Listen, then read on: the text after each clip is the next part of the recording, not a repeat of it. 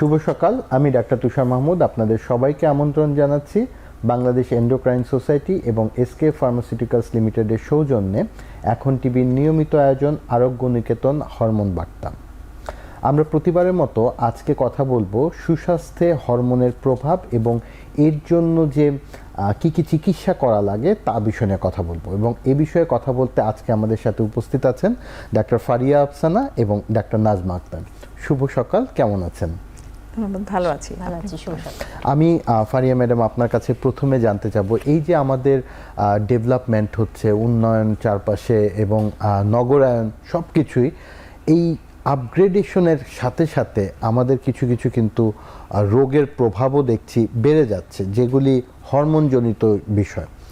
সেই বিষয়গুলি নিয়ে যদি একটু মোটা দাগে বলেন যে কোন কোন প্রভাবগুলি বাড়ছে এবং তার ফলে আমরা কি রকম রোগে আক্রান্ত বেশি হচ্ছি। ধন্যবাদ। এটা খুবই একটা জরুরি বিষয়, কারণ আমরা এই জিনিসটা খুব খেয়াল করছি না আসলে।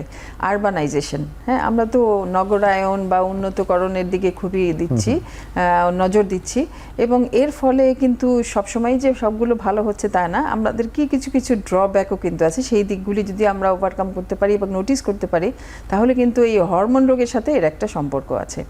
তাহলে প্রথমেই যদি শুরু করি যে আরবানাইজেশন হলে আমাদের কোন কোন দিকে বেশি প্রবলেম হয়, আমি যেটা প্রথমেই বলবো সেটা হচ্ছে ওবেসিটি বা ওজনাধিক্য। হ্যাঁ, আরবানাইজেশনের সাথে এটা সম্পর্কটা এরকম যে আমাদের ফিজিক্যাল ইনঅ্যাক্টিভিটি বাড়ছে। ফিজিক্যাল অ্যাক্টিভিটি বিভিন্ন ক্ষেত্রে, যেমন হাউস হোল্ড ওয়ার্ক, আমরা আগে যেগুলো করতাম যে কাপড় ধোয়া হতো, এখন ওয়াশিং মেশিন ব্যবহার করা হচ্ছে। তারপরে আগে সিঁড়ি দিয়ে উঠতাম, এখন এসকেলেটারে উঠছি, লিফট ব্যবহার করছি। আপনারা দেখবেন অনেকে জিমে যাচ্ছেন কিন্তু উঠছেন কিন্তু এসকেলেটারে দিয়ে। আমরা এরকম অনেক জিম আছে যে এসকেলেটার দিয়ে উঠে গিয়ে জিমে অ্যাক্টিভিটি করছেন।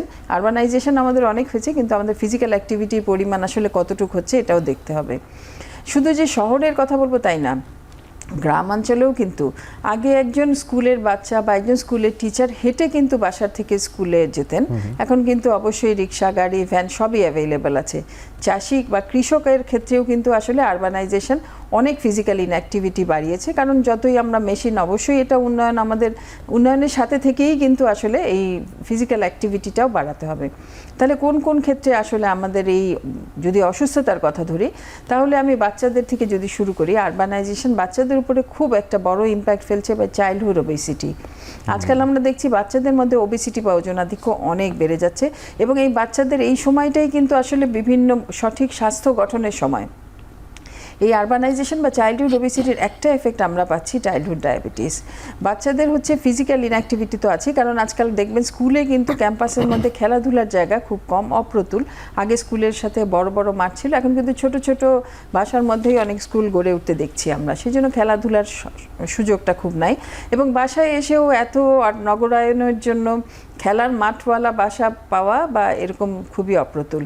এবং সেই ক্ষেত্রে দেখা যাচ্ছে বাচ্চাদের স্কুল থেকে আসার পর এখন আবার কোচিং একটা কালচার চলে এসছে, বাচ্চারা দৌড়াদৌড়ি করছে, পিঠে বড় ব্যাগ নিয়ে স্কুল থেকে বের হয়েই আবার কোচিংয়ে যাচ্ছে, তারা কিন্তু সময় পাচ্ছে না আসলে খেলাধুলা করার। এবং খেলাধুলা বা রিক্রিয়েশন বলতে কিন্তু তারা ওই গেমস বা মোবাইল এগুলির মধ্যেই সীমাবদ্ধ আছে। সুতরাং এই ক্ষেত্রে চাইল্ডহুড ওবেসিটি একদিকে যেমন বাড়ছে, আবার ফাস্ট ফুড কালচারও একটা বড় ফ্যাক্টর। সুতরাং এটা কিন্তু আসলে আমি বলবো যদি ওভারকাম করা সম্ভব, যদি একটু বাচ্চার ফিজিক্যাল অ্যাক্টিভিটি বা বাড়ানো যায় বা ওজনটা কম স্বাভাবিকে রাখা যায়, সুতরাং তার মাধ্যমে কিন্তু এই ডায়াবেটিসটা প্রতিরোধ করা সম্ভব। আমি নাজমা ম্যাডাম আপনার কাছে জানতে যাব, ম্যাডাম যে বললেন যে ওবেসিটি একটা গুরুত্বপূর্ণ বিষয়, তার কারণে আমরা ডায়াবেটিসও পাচ্ছি, সো এই দুইটা জিনিস বললাম।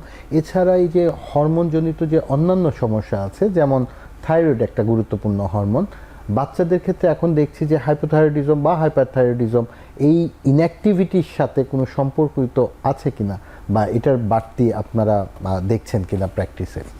আচ্ছা, থাইরয়েড হরমোনের সাথে সরাসরি ইনঅ্যাক্টিভিটি হয়তো বা কানেকশন আমরা ওভাবে বলতে পারবো না, তবে হ্যাঁ, বাচ্চারা যখন আমাদের কাছে আসছে চাইল্ডহুড ওবেসিটি নিয়ে, সেটা সে শুধুমাত্র যে তার সেডেন্টারি লাইফস্টাইল বা তার খাওয়ার প্যাটার্নের জন্য হচ্ছে না, সেটা কিন্তু স্ক্রিনিং করে, যেটা ইদানিংকালে আমাদের থাইরয়েড হরমোনের প্রবণতা যেটা আপনি বলছেন যে বেড়েছে, সেক্ষেত্রে কিন্তু থাইরয়েড হরমোনের একটা স্ক্রিনিং কিন্তু করা জরুরি।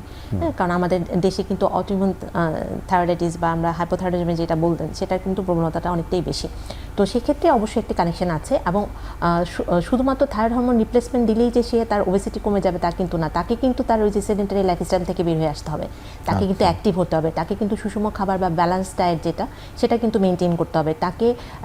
তার এই সময়টাতে আমি আরেকটু অ্যাড করতে চাই যে আসলে আমাদের কিন্তু স্ট্রেস অনেক বেশি, ফার্স্ট হওয়ার স্ট্রেস, A+ পাওয়ার স্ট্রেস, হ্যাঁ, টিচারের কাছে ভালো মার্কস পাওয়ার স্ট্রেস, বাবা মার কাছে গুড বলার স্ট্রেস, অফিস আদালতে আমাদের সবারই কিন্তু একটা স্ট্রেস যে আমাদেরকে সবাইকে এগিয়ে যেতে হবে। এই স্ট্রেসটাও কিন্তু আমাদের এই ওবেসিটির আরেকটা কারণ, যেখানে আমাদের কর্টিসল অনেক বেশি হাই পরিমাণে রিলিজ হচ্ছে।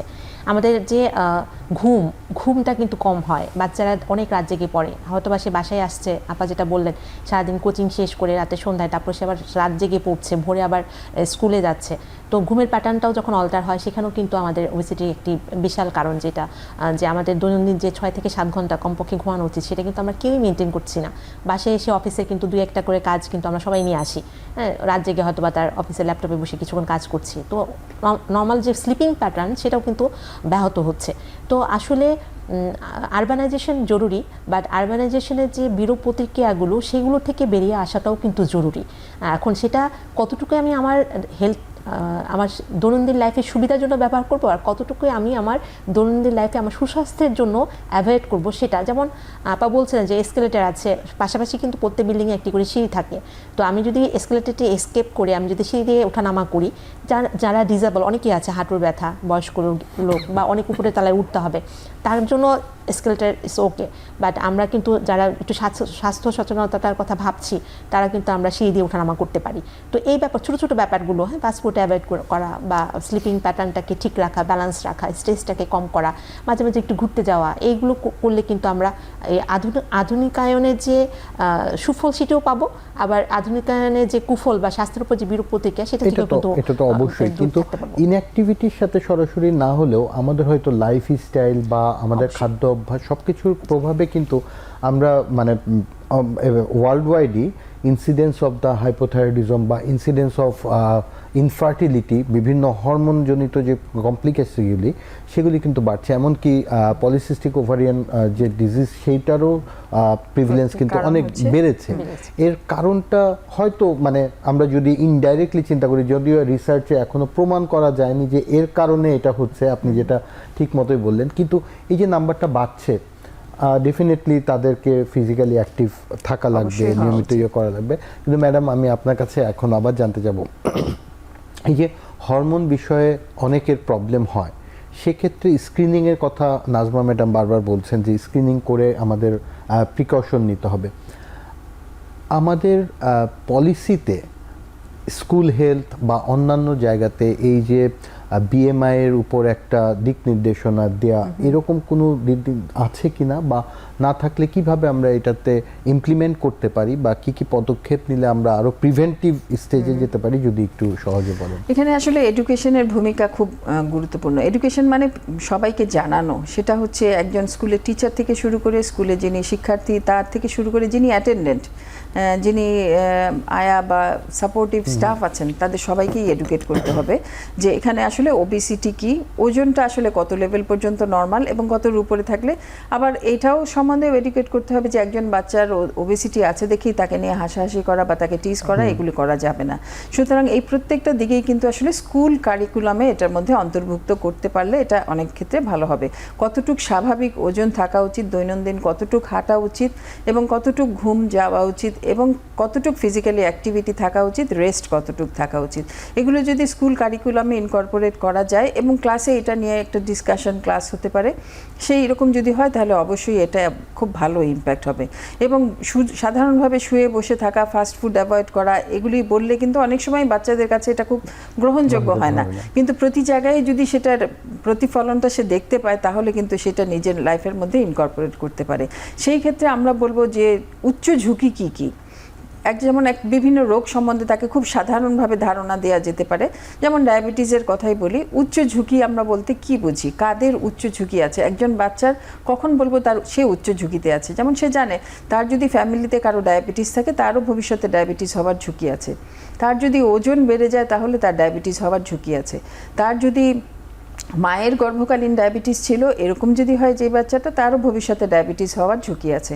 সুতরাং এই ঝুঁকিগুলি যদি বলে দিতে পারি, বা যেই মহিলা বা মেয়েদের হরমোনাল কোনো ডিজিজ আছে, থাইরয়েড ডিজিজ আছে, পলিসিস্টিক ওভারি আছে, বা অন্য কোনো হরমোন সমস্যা আছে, তারও ডায়াবেটিসের ঝুঁকি আছে। সুতরাং প্রথম জিনিসটা হচ্ছে ঝুঁকি নিরূপণ। কোনটা কোনটা আমাদের ঝুঁকি কাজ করছে ডায়াবেটিস হওয়ার জন্য, এগুলো যদি আমরা জানাতে পারি, তাহলে সেই ঝুঁকি কমানোর দিকে আমরা তাদেরকে আগ্রহী করতে পারবো।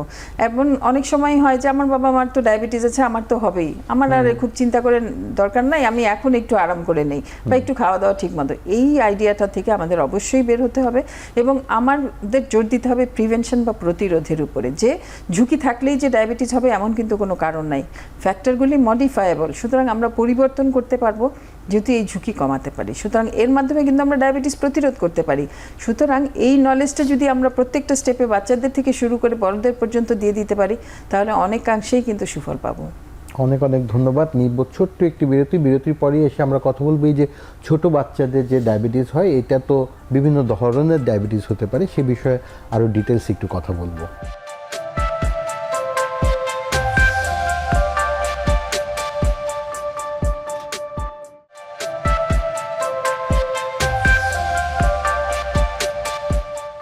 বিরতির আগেই আমরা কথা বলছিলাম ডায়াবেটিস নিয়ে। চাইল্ডহুড ডায়াবেটিস এখন অনেক বেড়েছে, সেটা আমরা তো আগেই জানতাম যে জুভিনাল ডায়াবেটিস বা টাইপ 1 ডায়াবেটিসটা বাচ্চাদেরই হয়, কিন্তু এখন দেখা যাচ্ছে যে টাইপ 2 ডায়াবেটিসটাও কি বাচ্চাদের মধ্যে মানে প্রকোপটা বেড়েছে?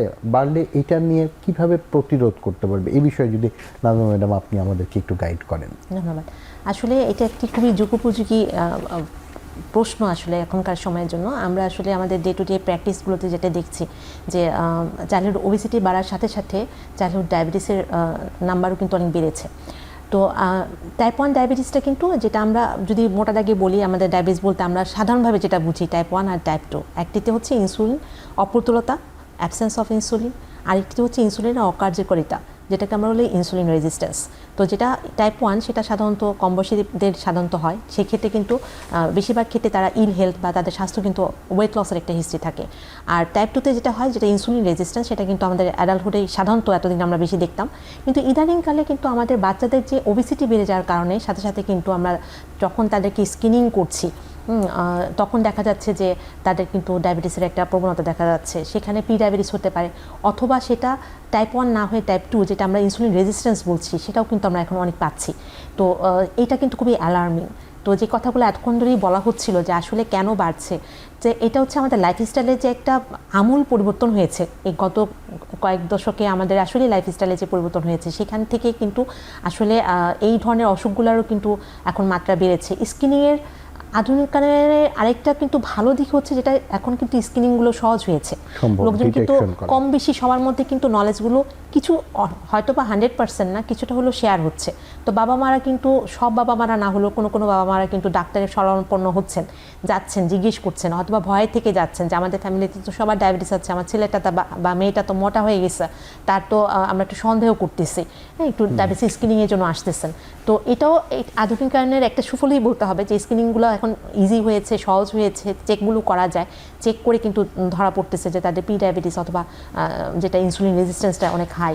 তো সেই ক্ষেত্রে কিন্তু সবচেয়ে প্রথম যেটা হলো যে ডায়েটারি মডিফিকেশন, এক্সারসাইজ, লাইফস্টাইলের চেঞ্জ, হ্যাঁ, এই ব্যাপারগুলো আসলে ইমপ্লিমেন্টেশনটা সবচেয়ে জরুরি। আবার এই ব্যাপারগুলো ইমপ্লিমেন্টেশন কঠিনও এই জন্য, একটি বাচ্চাকে আসলে সবসময় একটি গাইডলাইনে রাখাটা কিন্তু খুব টাফ। তো সেই ক্ষেত্রে আবারও সেম কথাগুলি আসে যে এডুকেশন এবং সাপোর্টিভ ট্রিটমেন্ট।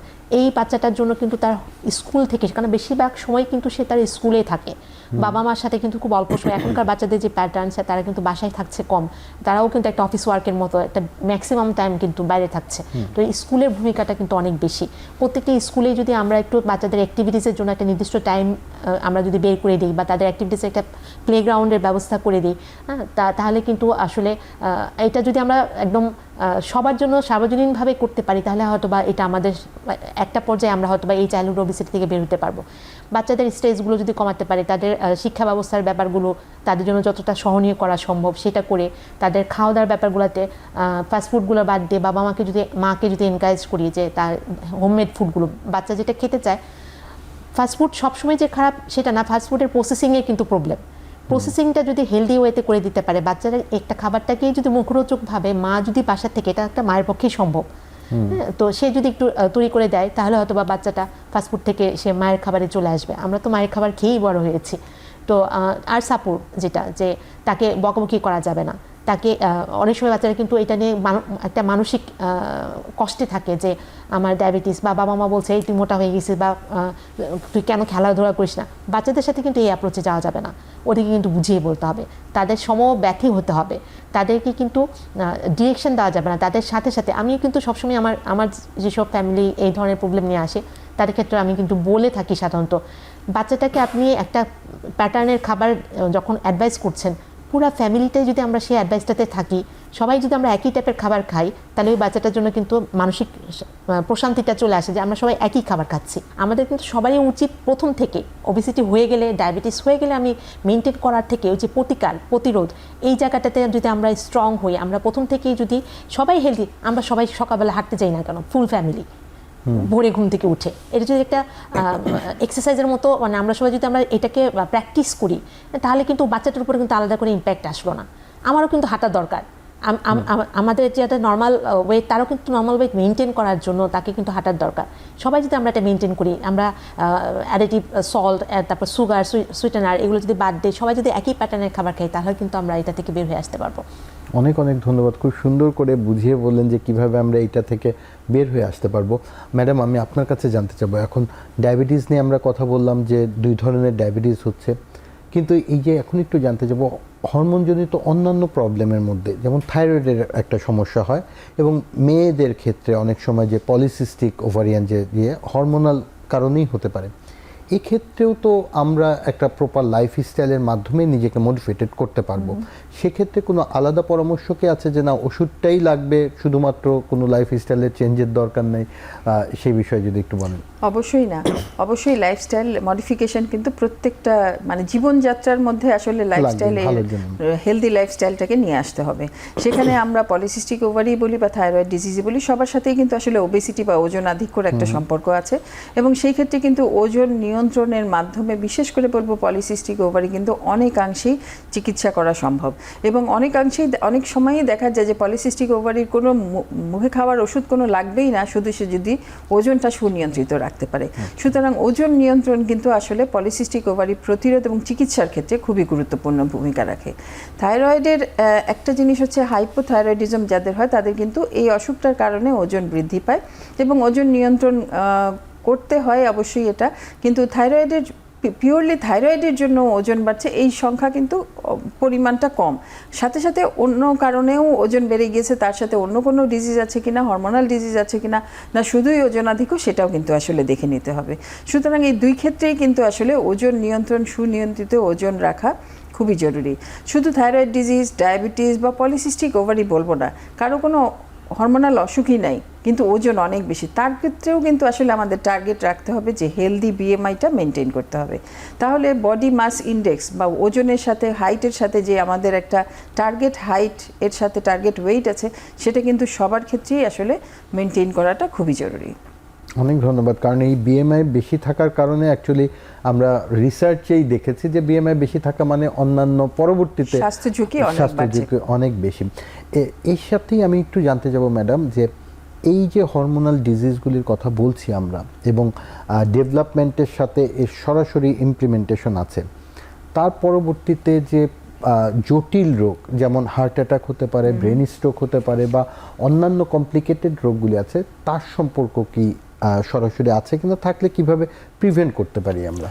অবশ্যই যাদের ওজন বেশি থাকবে তাদের মধ্যে উচ্চ রক্তচাপ এবং ডায়াবেটিস হওয়ার ঝুঁকি বেশি থাকবে, এবং সরাসরি ওজনাধিক্য থাকার জন্যই কিন্তু এই বিভিন্ন ধরনের জটিলতাগুলি হওয়ার, রক্তনালীর যে জটিলতাগুলি আমরা মাইক্রোভাস্কুলার বা ম্যাক্রোভাস্কুলার বলে থাকি, যখন ছোট ছোট রক্তনালীগুলি মানে কমপ্লিকেটেড হয় তখন সেটা মাইক্রোভাস্কুলার, যেমন কিডনির সমস্যা, চোখের সমস্যা, পায়ের রক্তনালীতে সমস্যা, এগুলো হতে পারে। আবার বড় বড় রক্তনালীকে যেমন ব্রেন স্ট্রোক বা হার্ট অ্যাটাক এগুলোও হতে পারে। সুতরাং এই জটিলতাগুলি কিন্তু ওজন আধিক্যের সাথে একটা সরাসরি সম্পর্ক আছে, এবং অন্যান্য অসুস্থতার মাধ্যমেও কিন্তু এটা হতে পারে। সুতরাং ডায়াবেটিস অনিয়ন্ত্রিত থাকা, উচ্চ রক্তচাপ অনিয়ন্ত্রিত থাকা এবং ওজনাধিক্য সবগুলো যদি একসাথে মিলে, সেই ক্ষেত্রে কিন্তু এই ধরনের জটিলতাগুলো বাড়বে। লাইফস্টাইল এবং চিকিৎসার সাথে সাথে নিয়মিত ফলো আপ বা আরও অন্য কোনো পরামর্শ কি আছে যেটা আমাদের জন্য খুবই জরুরি? আসলে যেটা হরমোনজনিত যে অসুখগুলো, ডায়াবেটিসও একটি হরমোনজনিত রোগ, তার সাথে সাথে আমরা বারবারই বলছি থাইরয়েড নিয়ে, কারণ আমাদের দেশে আসলে এই দুটি হরমোনজনিত রোগেরই প্রিভিলেন্সটা অনেকটাই বেশি। আর এখনকার যেটা ওবেসিটি নিয়ে কথা বলছি, যেটাও মানে কিছুটা হলেও হরমোনের সাথে সম্পর্কিত অবশ্যই। তো সেখানে অবশ্যই লাইফস্টাইল মডিফিকেশন এবং ডায়েটারি অ্যাডভাইসের সাথে সাথে আমাদের ট্রিটমেন্ট, যার যেটা দরকার, এক একজনের কিন্তু এক একটা টার্গেট। আমরা সবসময় বলি, যেমন যার থাইরয়েডের সমস্যা, সে যদি হাইপোথাইরয়েড হয় তাকে একটি থাইরয়েডের ওষুধ রিপ্লেসমেন্ট বলি আমরা, থাইরক্সিন রিপ্লেসমেন্ট। হাইপোথাইরয়েড হলে, হাইপারথাইরয়েড হলে তাকে অ্যান্টিথাইরয়েড ড্রাগ বা আদার যে মডালিটিসগুলো আছে, অন্য ধরনের চিকিৎসা পদ্ধতি, সেগুলোর মধ্যে দিয়েও কিন্তু সে যেতে পারে। তো সেই ক্ষেত্রে ডায়াবেটিসের ক্ষেত্রেও সেম, তার একটি টার্গেট মেনটেন করতে হয়, গ্লুকোজের একটি টার্গেট, যে আমরা বলে থাকি যে এই টার্গেটগুলো মেনটেন করলে তার পরবর্তীতে তার কমপ্লিকেশনগুলো হওয়ার সম্ভাবনাগুলো অনেক কম, সে কমপ্লিকেশনগুলো থেকে হয়তোবা মুক্তও থাকতে পারবে। তো হয়তোবা পুরোপুরি নিরাময় করা যাবে না এই ধরনের ডিজিজগুলো, এই ধরনের হরমোন রোগগুলো থেকে, কিন্তু সবসময় যদি একটি প্রপার নির্দেশনা, সঠিক ট্রিটমেন্ট এবং রেগুলার ফলো আপের মধ্যে থাকে, তাহলে কিন্তু এই প্রত্যেকটি ক্ষেত্রে প্রত্যেকেই কিন্তু একটি সুস্থ সুন্দর জীবনযাপন করে কিন্তু তার জীবনটাকে শেষ করতে পারবেন। এটার মানে এই না যে আমার ডায়াবেটিস হয়েছে, আমার থাইরয়েডের সমস্যা হয়েছে, বা আমি ওবেস, আমি আর কখনই আর সাধারণ লাইফ লিড করতে পারবো না, আমার জীবন শেষ, তা কিন্তু না। জানা মাত্রই তার লাইফ শুরু হলো, তার লাইফের যে প্যাটার্নটা আমরা মেনটেন করতে বলছি সেটা শুরু হলো, এবং সেটা শুধু যদি তিনি মেনটেন করে চলেন, যেটা বারবারই বলছি যে তার রেগুলার চেক আপ, তার ফলো আপ, ডাক্তারের পরামর্শ অনুযায়ী ওষুধ গ্রহণ, এই ব্যাপারগুলো যদি উনি মেনটেন করেন, তাহলে উনি অবশ্যই একটি আদার্স যে জটিলতাবিহীন একটি লাইফ অবশ্যই তিনিও লিড করতে পারবেন। তবে এই ক্ষেত্রে অবশ্যই অ্যাডামেন্ট থাকতে হবে, মানসিকভাবে এবং শারীরিকভাবে। অনেক অনেক ধন্যবাদ। এবং এটা আমি মনে করি যে এরকম যদি রোগ ধরা পড়ে, সেগুলি একটা ওয়েক আপ কল, যে লাইফস্টাইল মেনটেন করলে। আমরা এরকমই বলে থাকি যে আসলে ডায়াবেটিস নিয়েই ভালো থাকতে হবে। ডায়াবেটিস রোগীকে আমরা যে রকম খাবার তালিকা দিই, এটা একজন সুস্থ মানুষের জন্য স্বাভাবিক ব্যালেন্স ডায়েট। সুতরাং এই খাবারটা মেনে চললে, আপনি হয়তো বা এতদিন নিয়মের মধ্যে ছিলেন না, এখন নিয়মের মধ্যে চলে আসলেন, তাহলে আপনার সুস্থতার আরও একটা ধাপে এগিয়ে গেলেন। অনেক অনেক ধন্যবাদ। নিব ছোট্ট একটি বিরতির পরে আসবো এই বিষয়ে যে কমপ্লিকেশনগুলির মধ্যে একটা আছে ইনফার্টিলিটি, সেই বিষয় নিয়ে আর ডিটেলস কথা বলতে।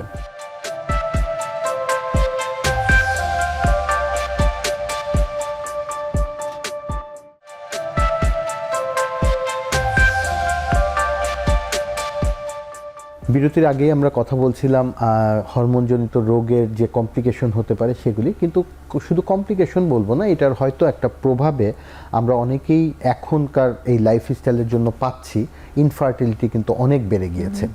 এটা কিন্তু অবশ্যই জীবনযাত্রার একটা ধারাবাহিক প্রভাবই আমি বলবো। অনেক সময় আমরা মনে করে থাকি যে শুধুমাত্র এটা হয়তো গাইনোকোলজিক্যাল প্রবলেমই আমাদের কারণে হচ্ছে, কিন্তু সেটা তো না। হরমোনজনিত সমস্যাতেও অনেক সময় ইনফার্টিলিটি আসতে পারে। সো এই বিষয়ে যদি একটু সহজে বলেন। অবশ্যই, কারণ আসলে একজন কাপল যখন ইনফার্টিলিটি অনেকদিন থেকে ট্রাই করছেন কিন্তু প্রেগনেন্সি আসছে না, তখন কিন্তু প্রথমেই মনে হয় যে একজন হরমোন গাইনিকোলজিস্ট বা গাইনি বিশেষজ্ঞের কাছে যায়। অবশ্যই তাদের সাথে যোগাযোগ করবেন, কিন্তু আমাদের আসলে বেসিক কিছু পরীক্ষাও করে নিতে হবে। এটা গাইনোকোলজিস্টরাও অনেক সময় অ্যাডভাইস করে থাকেন, আবার আমাদের কাছে হরমোন বিশেষজ্ঞের কাছে পাঠিয়েও থাকেন। এখানে একটা জিনিস বুঝতে হবে, আমরা যেটা বিষয়টা নিয়ে আজকে কথা বলছি, ওবেসিটি বা ওজনাধিক্য কিন্তু একটা বড় দিক, কারণ ওজন বাড়ার সাথে সাথে হরমোনাল ইমব্যালেন্স হওয়ার সম্ভাবনাও বাড়তে থাকে। বিশেষ করে মহিলাদের হরমোনগুলো, ইস্ট্রোজেন, প্রজেস্টেরন, এগুলি যত ফ্যাট সেল মাস বাড়তে থাকবে, তত এই হরমোনগুলির অকার্যকারিতা বাড়তে থাকে। আরেকটা ইম্পর্টেন্ট জিনিস হচ্ছে ওভুলেশন, বা প্রতি মাসে মাসে একটা ওভুলেশন হওয়া, যে এটাই তো প্রেগনেন্সি হওয়ার প্রথম স্টেপ। তাহলে এটাও কিন্তু হ্যাম্পার্ড হয় এই ওজনাধিক্য থাকার কারণে, হরমোনাল ইমব্যালেন্সের কারণে। সুতরাং এই দুইটা ক্ষেত্রেই কিন্তু ওজন কমানোর মাধ্যমে কিন্তু অনেকাংশেই এটাকে ফার্টিলিটিটাকে এস্টাবলিশ করা সম্ভব। সুতরাং স্বাভাবিক ওজন নিয়েই কিন্তু আমরা একজন মহিলাকে বলি আপনি প্রেগনেন্সি প্ল্যানিং করেন। তারপরেও হরমোনের স্ক্রিনিংগুলি অবশ্যই করে নিতে হবে, তার থাইরয়েডের সমস্যা আছে কিনা। কারণ দেখা যায় যে অনেক পরীক্ষা করা হচ্ছে, কোনো কিছুতেই কোনো প্রবলেম পাওয়া গেল না, শুধু থাইরয়েড টেস্টটা একটু অ্যাবনর্মাল ছিল, ওইটার কারেকশনেই কিন্তু প্রথম সাইকেলেই উনি প্রেগনেন্ট হয়ে যাচ্ছে, এরকম আমরা অনেক পেশেন্ট পাই। আবার তার ডায়াবেটিসের কোনো লক্ষণ নাই, উনি ডায়াবেটিস পরীক্ষা করতে চাচ্ছেন না, কিন্তু দেখা যায় যে ডায়াবেটিস কিন্তু তার, যেহেতু এটা একটা টাইপ 2 ডায়াবেটিস অ্যাসিমটোমেটিক, অনেক দীর্ঘ সময় থাকতে পারে, সুতরাং লক্ষণ ছাড়াও যে ডায়াবেটিস হতে পারে এটা জানতে হবে এবং পরীক্ষা করে নিতে হবে যে আসলে তার এই ইনফার্টিলিটির জন্য ডায়াবেটিসই বাধা কিনা। ডায়াবেটিস সুনিয়ন্ত্রিত থাকলে ডায়াবেটিস নিয়েও কিন্তু সুস্থভাবে প্রেগনেন্সি নেওয়া সম্ভব। এবং অন্যান্য কোনো হরমোনাল জটিলতা আছে কিনা, যেমন প্রোল্যাকটিন নামে একটা হরমোন আছে, সেই হরমোনটা বেশি থাকার কারণেও কিন্তু অনেক সময় ইনফার্টিলিটি হতে পারে। সুতরাং সেই হরমোন লেভেলটাও আমরা দেখে নিতে পারি এবং যদি অ্যাবনর্মালি হাই থাকে সেটার আরও কিছু ওয়ার্কআপ আছে, সেগুলি করা যেতে পারে কোন কারণে আসলে এটা বাড়ছে, এবং এই হরমোনটাকে স্বাভাবিক মাত্রায় নিয়ে আসলে অনেক ক্ষেত্রেই স্বাভাবিকভাবেই প্রেগনেন্সি হতে পারে। তারপরেও যদি সমস্যা থাকে তাহলে আমাদের আরও গাইনোকোলজিক্যাল দিকে আগাতে হবে। সুতরাং হরমোনাল এর দিক থেকে কিন্তু অনেক বিশাল একটা রোল আছে এই ইনফার্টিলিটি ট্রিটমেন্টের। অনেক অনেক ধন্যবাদ, খুব গুরুত্বপূর্ণ একটা ইনফরমেশন পেলাম আমরা। নাজমা ম্যাডাম, আমি আপনার কাছে জানতে চাবো, এই যে আমরা ইনফার্টিলিটি ফেজটাতে জানছি যে হরমোনজনিত সমস্যাতে, আবার যারা প্রেগনেন্ট হচ্ছে তাদের মধ্যেও তো অনেক মানে প্রেগনেন্সি রিলেটেড জটিলতাও কিন্তু এই সময় বেড়ে গিয়েছে অনেক, এখানেও তো হরমোনের একটা গুরুত্ব আছে, এখানে যদি একটু আমাদেরকে গাইড করেন। ধন্যবাদ। আপা যেটা বলছিলেন যে এই যে সমস্যাগুলোর কথা বললাম, যে হরমোনের প্রভাবগুলোর কথা বললাম, সেই কারণে সে কনসেপ্ট করতে পারছে না। অনেকেই কিন্তু আমরা আবার এরকমও পেয়ে থাকি যে তার গত 2-3টা অ্যাবর্শন, মিসড অ্যাবর্শন আমরা বলি, যে তার বাচ্চা সে কনসিভ করেছে কিন্তু বাচ্চাগুলো কোনো কারণে তার এরকম বাচ্চা লস হচ্ছে, ফিটা লস হচ্ছে, সেটা এরকম 2-3টার ঘটনা ঘটার পর তখন সে গিয়ে যখন তার হরমোনগুলো চেক করছে তখন দেখা যাচ্ছে যে তার আসলে হয়তো বা থাইরয়েডের প্রবলেম ছিল অথবা তার ডায়াবেটিসের প্রবলেম ছিল। আবার কোনো কোনো ক্ষেত্রে দেখা যায় তার আসলে এগুলোর প্রবলেম কিছুই পাওয়া যায় না, কিন্তু যখনই তিনি কনসিভ করেন তখন ওই সময়টাতে তার মিনিমাল লেভেলে এই ধরনের চেঞ্জগুলো চলে আসে, যেটা আমরা সবসময় বলে থাকি যে একটা বাচ্চার এমব্রায়োজেনেসিস যখন প্রথম থেকে বাচ্চাটা ভ্রূণটা তৈরি হওয়া শুরু হচ্ছে, সেই সময় কিন্তু এই হরমোনগুলোর একটি প্রভাব রয়েছে। তো ওই সময়টাতেই কখনো কখনো মিস হয়ে যায়। এটা হইতে পারে যে রোগীদের ক্ষেত্রে থেকে হয়তো বা একটা গ্যাপ থাকে, অথবা আমরা যারা চিকিৎসা দিয়ে থাকি সেখানে হয়তো বা দেখা যায় স্ক্রিনিংগুলো হয়তো একটু ডিলেড হয়। তো এই জন্যই কিন্তু আমরা সবসময় বলছি প্রি কনসেপশন যে সাজেশন কেয়ার যেটা, হ্যাঁ, এটা কিন্তু খুবই জরুরি। হ্যাঁ, যে সে যখন গিয়ে বলছে যে আমার এরকম ফ্রিকোয়েন্ট ফিটাল লস হচ্ছে, আমার এরকম আগেরবারের বাচ্চাটা মানে যখন হয়েই মারা গেছে বাচ্চাটা সাইজ বড় ছিল, হ্যাঁ, বা বাচ্চাটা হওয়ার পরে তার শ্বাসকষ্ট ছিল, বাচ্চাটা হওয়ার পর আমার এই ধরনের প্রবলেম হয়েছে, হ্যাঁ, তো বাচ্চাটাকে এনআইসিউতে না লেগেছিল, অথবা আমার বাচ্চাটা 1-2 মাসের মাথায় মারা গিয়েছিল, তো তখন কিন্তু আমাদের এটা অ্যালার্মিং চলে আসে যে এনার জন্য আমাকে স্পেশাল একটু কেয়ার দিতে হবে। তখনই কিন্তু আমরা তাকে কাউন্সেলিং করাটা, তার যে স্ক্রিনিংগুলো একটু ফ্রিকোয়েন্টলি করা, অন্যদের তুলনায় একটু ফ্রিকোয়েন্টলি করা, এবং ওই যেই সময়টাতে তার সবসময় লস হচ্ছে ওই সময়টা থেকে তাকে একটা রিস্ক পিরিয়ড ধরে তাকে যদি আমরা ট্রিটমেন্ট বা স্ক্রিনিংগুলোতে রাখি তাহলে কিন্তু আমরা এগুলো কিন্তু ওভারকাম করতে পারি। আর আদারওয়াইজ যে রেগুলার যে অ্যান্টিনেটাল চেক আপ, রেগুলার যে স্ক্রিনিং, সেগুলোর মধ্যে দিয়ে গেলে আমরা আসলে অনেকাংশে এই কমপ্লিকেশনগুলো থেকে কিন্তু বের হয়ে আসতে পারি। অনেক অনেক ধন্যবাদ, মানে খুবই ইম্পর্টেন্ট একটা জিনিস যে এই যে প্রেগনেন্সি রিলেটেড কমপ্লিকেশনগুলি যে আমাদের হরমোনের কারণে হতে পারে, আমরা অনেক সময় এটাকে ওভারলুক করি, আমরা মনে করি যে এটা আমারই নিজের সামাজিকভাবে যে এটা তার সমস্যার জন্য বারবার হচ্ছে, বাচ্চা রাখতে পারছে না। ম্যাডাম, আমি একদম ছোট করে আপনার কাছে এই জায়গাতেই জানতে যাব, প্রেগনেন্সি রিলেটেড প্রবলেমের মধ্যে তো একটা বড় প্রবলেম থাকে জেস্টেশনাল ডায়াবেটিস, এই বিষয়ে যদি একটু ছোট করে বলেন যে সেই সময় কী গাইড করা লাগবে বা কী রকম স্টেপ নিলে আমি অ্যাকচুয়ালি প্রিভেন্ট করতে পারি কিনা যে হবে না, এটা তো সবসময়। জেস্টেশনাল ডায়াবেটিস প্রতিরোধ তো এখন আমাদের মূল লক্ষ্য, যে যেন জেস্টেশনাল ডায়াবেটিসটা আমরা প্রতিরোধ করতে পারি।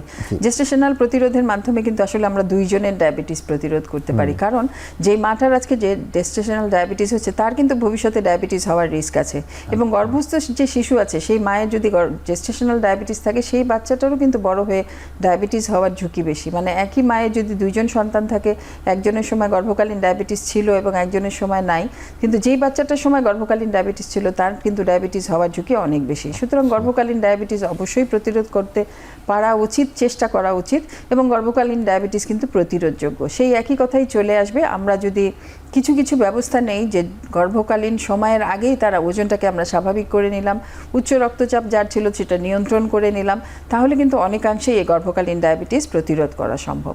এখন আসি যার গর্ভকালীন ডায়াবেটিস হয়ে গেল, তাকেও কিন্তু হতাশ হয়ে গেলে হবে না, অবশ্যই এটা সুচিকিৎসার মাধ্যমে আমাদের মায়ের এবং বাচ্চার জটিলতাগুলো প্রতিরোধ করতে পারবো। তাহলে কি হবে সেই চিকিৎসা? একটা হচ্ছে অবশ্যই জীবনযাত্রায় কিছু পরিবর্তন, খাওয়া দাওয়া, এটা একটা ব্যালেন্স ডায়েটে চলে আসতে হবে। আমরা এখানে বলি যে কার্বোহাইড্রেট খাবারটা একটু কমিয়ে নিয়ে এসে মানে শর্করা খাবারটা কম খেয়ে প্রোটিন জাতীয় খাবার উনি বেশি খাবেন, কারণ গ্রোথ ডেভেলপমেন্ট সবার দিক দিয়েই আমার খেয়াল রাখতে হবে। আমরা যেমন চাই না বাচ্চাটার ডায়াবেটিসের জন্য কোনো জটিলতা হোক, আবার খুব ম্যালনিউট্রিশন হয়ে বাচ্চার খুব ছোট বাচ্চা হোক, সেটাও আমরা চাই না। তাহলে এটাকে একটা সুস্বাস্থ্য ব্যালেন্স ডায়েটে তাকে আনতে হবে। নেক্সট আসে ফিজিক্যাল অ্যাক্টিভিটি বা এক্সারসাইজ করবেন কিনা। যার গর্ভকালীন ডায়াবেটিস হচ্ছে তাদের কি এক্সারসাইজ করতে হবে কিনা। অনেক সময় মহিলা মনে করেন আমি তো প্রেগনেন্ট, হাঁটতে পারবো না। আবার অনেকে মনে করেন যে আমার ডায়াবেটিস হচ্ছে, আমার তো হাঁটতেই হবে। এখানে প্রথম কথা হচ্ছে তার গাইনোকোলজিক্যাল দিক থেকে বা অবস্টেটিক্যাল দিক থেকে তার কোনো কন্ট্রাইন্ডিকেশন বা নিষেধ আছে কিনা যে উনি হাঁটতে পারবেন না। অনেকের থাকে থ্রেটেন্ড অ্যাবর্শন বা আর্লি প্রেগনেন্সিতে একটু ব্লিডিং ছিল, এদের যদি কোনো কন্ট্রাইন্ডিকেশন না থাকে এরকম, তাহলে কিন্তু মাঝারি ধরনের ফিজিক্যাল অ্যাক্টিভিটি মানে হাউস হোল্ড অ্যাক্টিভিটি উনি করতে পারবেন।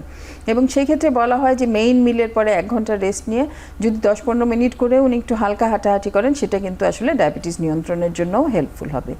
এই দুইটা দিক মেনে চললে কিন্তু অনেকাংশেই মানে পিওরলি যারা গর্ভকালীন ডায়াবেটিস যাদের, তাদের অনেকাংশেই দেখা যাচ্ছে কোনো চিকিৎসা ছাড়াও উনি ভালো থাকতে পারছেন। অনেক অনেক ধন্যবাদ ম্যাডাম। নিব ছোট্ট একটি বিরতির পরে এসে আমরা এই বিষয়ে আরও ডিটেলস কথা বলবো।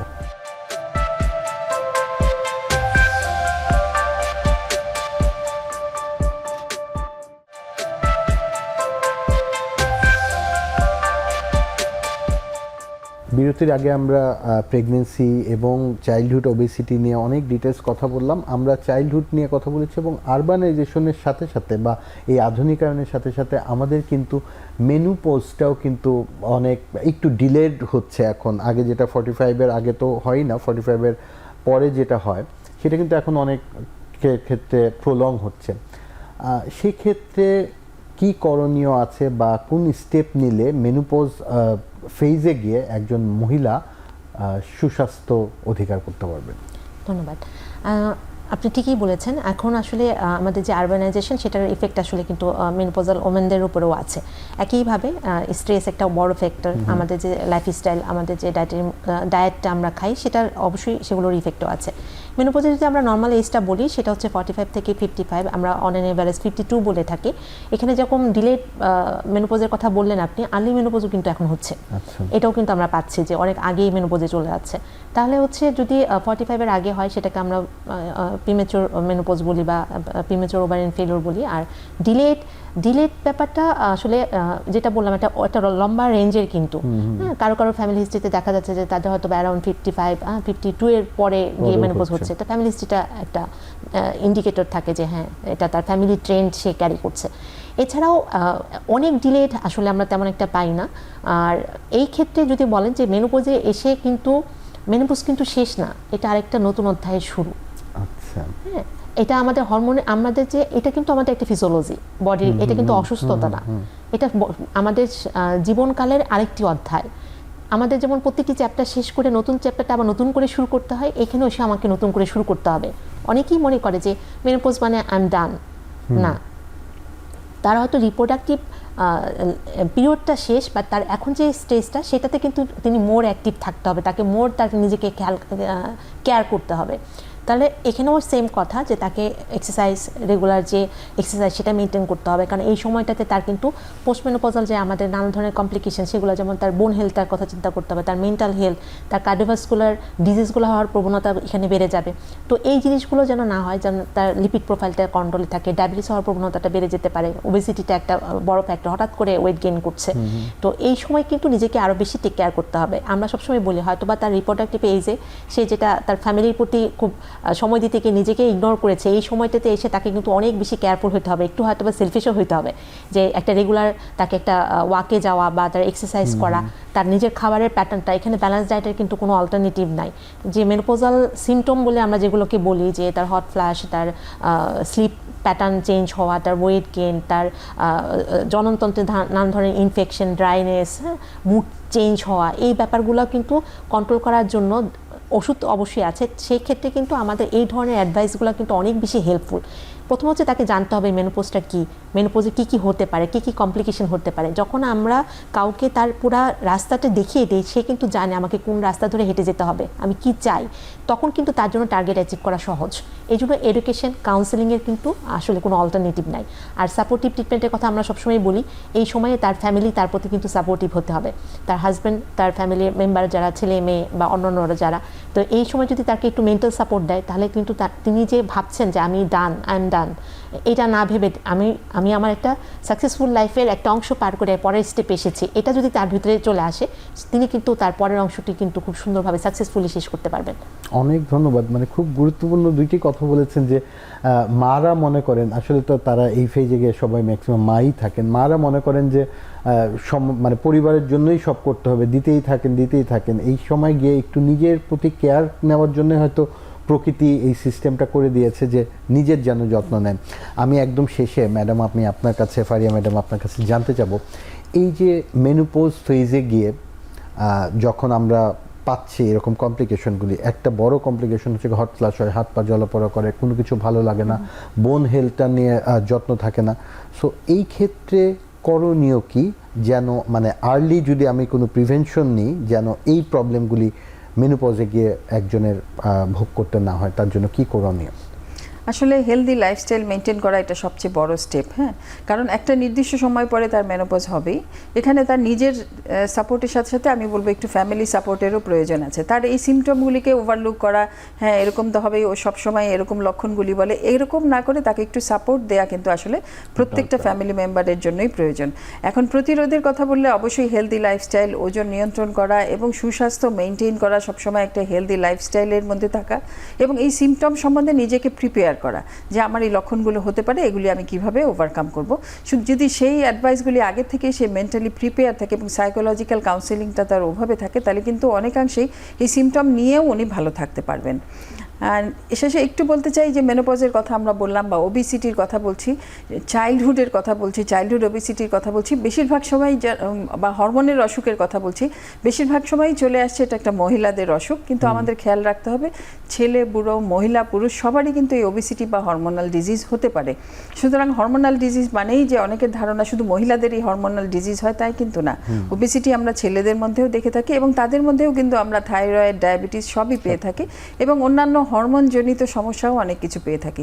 সুতরাং সবারই কিন্তু আসলে স্ক্রিনিং প্রয়োজন এবং দেখে নেওয়া উচিত যে আসলে তার হরমোনাল ডিজিজ বা ওবেসিটি, ওজনাধিক্যের সাথে অন্যান্য ডিজিজগুলির কোনো সম্পর্ক আছে এবং মানে সুস্বাস্থ্য ওভারঅল ওয়েলবিং এর জন্য কিন্তু মানে হরমোনাল রেগুলেশনটা অবশ্যই ছেলে, মহিলা, পুরুষ সবাইকে সাপোর্ট করা উচিত, যে কোনো অসুখকেই আসলে ওভারলুক করা উচিত না বা কোনো সিমটমকেই কিন্তু ফেলে দেওয়া উচিত না। আচ্ছা, আমি লাস্টে একটু আবার যদি জানতে চাই, মেনোপজের ক্ষেত্রে অনেক ক্ষেত্রে হরমোন রিপ্লেসমেন্ট থেরাপির কথা বলা হয় এবং যেটা নিজে অনেকেই করা শুরু করে, যে এটা তো আসলে সবারই হয়, আমার খালার হয়েছিল আমি নিজে খাচ্ছি, বা আমার বড় বোনের হয়েছিল আমি নিজে শুরু করে দিচ্ছি।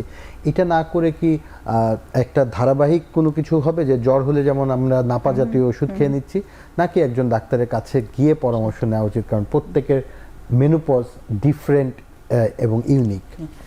এটা খুবই গুরুত্বপূর্ণ, কারণ অনেকে দুই রকম ধারণা এখানে আছে। অনেকে মনে করে মেনোপজ তো একটা স্বাভাবিক ব্যাপার, এর জন্য আবার চিকিৎসার কি প্রয়োজন? যদি আমার কখনো কোনো সিমটম হয় তখন আমি ডাক্তারের কাছে না হয় যাব। আর মেনোপজাল সিমটমগুলো এত ভেগ, যেমন শুধু মাথা ব্যথা, গা ব্যথা, শরীরে খারাপ লাগা, চোখ ব্যথা করছে, কান দিয়ে গরম ভাব বের হচ্ছে, এগুলো ইন্ডিভিজুয়ালি একটা সিমটম কিন্তু অনেকের থাকতে পারে এবং মনে করে যে বয়সের সাথে সাথে এগুলো হচ্ছে, এগুলো অত দেখার কোনো কারণ নাই, এরকম একটা গ্রুপ থাকতে পারে। তাদেরকে অবশ্যই বলতে হবে যে সিমটমটাকে কনসিডার করতে হবে এবং কী কারণে সিমটমটা হচ্ছে দেখে নিতে হবে এবং ট্রিটমেন্টের জন্য যেতে হবে। আরেকটা গ্রুপ যেটা আপনি বলছিলেন যে আমার মায়ের মেনোপজের পরে তো এই হরমোনের ওষুধটা খেয়েছে, আমিও তাহলে খেয়ে নিতে পারবো, যদিও এটা একটু কম পাই আমরা, তবুও এরকম আসলে করা যাবে না। কিছু স্ক্রিনিং আছে, সেই স্ক্রিনিংগুলো অবশ্যই করে নিতে হবে এবং তাকে তারপরে হচ্ছে হরমোন রিপ্লেসমেন্টটা শুরু করতে হবে। আমরা কিছু ফ্যামিলি হিস্ট্রি নেই, কার ফ্যামিলিতে ব্রেস্ট ক্যান্সার বা ওভারিয়ান ক্যান্সার এরকম কোনো ক্যান্সার আছে কিনা, তারপরে তার নিজের স্ক্রিনিংয়ে যাই। অবশ্যই হরমোন রিপ্লেসমেন্ট শুরু করার আগে একটা ম্যামোগ্রাফি এবং সার্ভাইকাল সাইটোলজি বা প্যাপস্মিয়ার অবশ্যই করে নিতে হবে। এই দুইটা যদি আমরা নর্মাল পাই তখনই তাকে আমরা তার জন্য যেই হরমোন রিপ্লেসমেন্টটা যুক্তিযুক্ত সেটা শুরু করব। এবং এখানে কিন্তু শুরু করেই শেষ করে দেয়া যাবে না, অবশ্যই নিয়মিত ফলো আপে থাকতে হবে। এবং তখন আমরা বলি যে হরমোন রিপ্লেসমেন্ট পাচ্ছে অবশ্যই ইয়ারলি তাকে ম্যামোগ্রাফি এবং প্যাপসমেন্ট করতে হবে। যদি নতুন কোনো পরিবর্তন পাওয়া যায় অবশ্যই সেটা বিশেষজ্ঞের পরামর্শ অনুযায়ী স্টপ করতে হবে বা অল্টারনেটিভ কোনো ট্রিটমেন্টে যেতে হবে। একটা নির্দিষ্ট বয়স পর্যন্ত আমরা মেনোপোজাল হরমোন রিপ্লেসমেন্ট দিয়ে থাকি। তারপরে সাধারণত দেখা যায় ইস্ট্রোজেন প্রজেস্টেরন হরমোনগুলি অনেক ক্ষেত্রে কার্ডিওভাস্কুলার রিস্ক বাড়ায় একটা বয়সের পরে, সেটা অ্যারাউন্ড 55 পরে।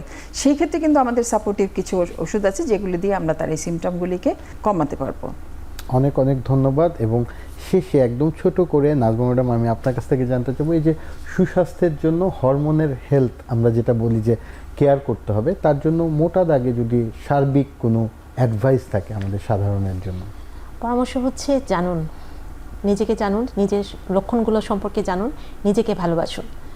আমরা যদি আমাদের নিজের সম্পর্কে জানি, নিজের লক্ষণগুলোকে জানি, আমি আমার জানার আগ্রহটাকে বাড়িয়ে তুলি, নিজেকে যদি কেয়ার করি, নিজেকে যদি ভালোবাসি, তাহলে কিন্তু আমি আমার ডাক্তারের কাছে যাব। এবং প্রত্যেকটি লক্ষণকে কিন্তু ইগনোর করার কোনো সুযোগ নাই। যে কোনো লক্ষণই হোক, ছোট হোক বড় হোক, সে সবগুলো লক্ষণ নিয়ে কিন্তু আমার জানা মতে যে ডক্টরের কাছে যাওয়া উচিত, আমরা ডাক্তারের পরামর্শ নিব। হতে পারে সব ক্ষেত্রে হয়তো বা চিকিৎসার প্রয়োজন নাই, সব ক্ষেত্রে উনি হয়তো যেই ভয় পাচ্ছেন সেই ভয়টা হয়তো বা সব ক্ষেত্রে সঠিক না, হয়তো হইতে পারে তার সেই অসুখটা হয়তো বা ছিল না, বাট ইগনোর করার কোনো সুযোগ নেই। আপনারা আমরা শুরুতেই বলছিলাম যে আরবানাইজেশনের সুযোগটা এখানে কিন্তু একটু বেশি, যে এখন কিন্তু স্ক্রিনিং করা সহজ, এখন কিন্তু স্পেশালিস্ট ডক্টর কিন্তু অনেক অ্যাভেলেবেল, একজন হরমোন বিশেষজ্ঞ কিন্তু এখন সব জায়গাতেই পাওয়া যায়। তো আমরা যদি আমাদের লক্ষণগুলোকে ইগনোর না করে, আমাদের যখন যেটা নিয়ে আমরা প্রবলেম ফেস করছি, আমরা যদি কথা বলে ফেলি, তাহলে কিন্তু ক্লিয়ার হয়ে যাবে আমার ট্রিটমেন্ট লাগবে লাগবে না, আমি কি প্রতিকার করতে পারবো, আমাকে কি মেনে চলতে হবে। তাহলে কিন্তু আমরা একটা সুন্দর সুস্বাস্থ্যে একটি সুন্দর জীবনযাপন করতে পারবো। অনেক অনেক ধন্যবাদ আপনাদের দুইজনকে আমাদের সাথে আপনাদের গুরুত্বপূর্ণ সময় দিয়ে আমাদেরকে উপদেশ দেওয়ার জন্য। ধন্যবাদ।